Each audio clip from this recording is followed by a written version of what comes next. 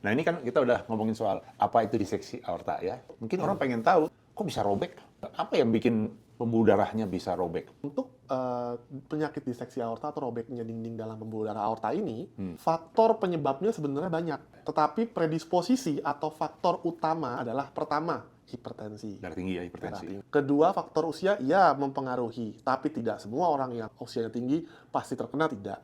Itu berpengaruh terhadap dinding pembuluh darah itu sendiri. Karena kita tahu semakin kita bertambah usia, pembuluh darah itu semakin tidak elastis. Lebih rapuh jika terkena tekanan darah yang tinggi. Kemudian, infeksi. Beberapa infeksi pada pembuluh darah itu juga dapat menyebabkan robekan. Misalnya, sifilis. Ini yang paling umum. Kemudian, tadi saya belum katakan, ini hipertensi yang mana nih nanti? Nah, itu. Semua orang hipertensi, nanti teman-teman hipertensi, wah saya jangan-jangan yang akan resiko, terkena nih, resiko. Hipertensi yang tidak terkontrol. Oke. Yang membiarkan tekanan darahnya. Jadi sepanjang kalau pasien ini minum obat terkontrol, minum 120-an, obat, olahraga resikonya teratur, resikonya jauh. Oke, ya.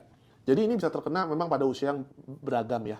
Kemudian ada faktor keturunan, misalnya pada sindrom-sindrom tertentu, ada bawaan lahir, itu ada penyakit-penyakit yang dia menyebabkan pembuluh darah aortanya ini menjadi lebih gampang robek, gampang rusak. Atau trauma, kecelakaan. Jadi trauma tumpul apa tajam? Trauma tumpul. Kalau trauma tajam biasanya biasanya robekannya dari luar ke dalam, biasanya pecah.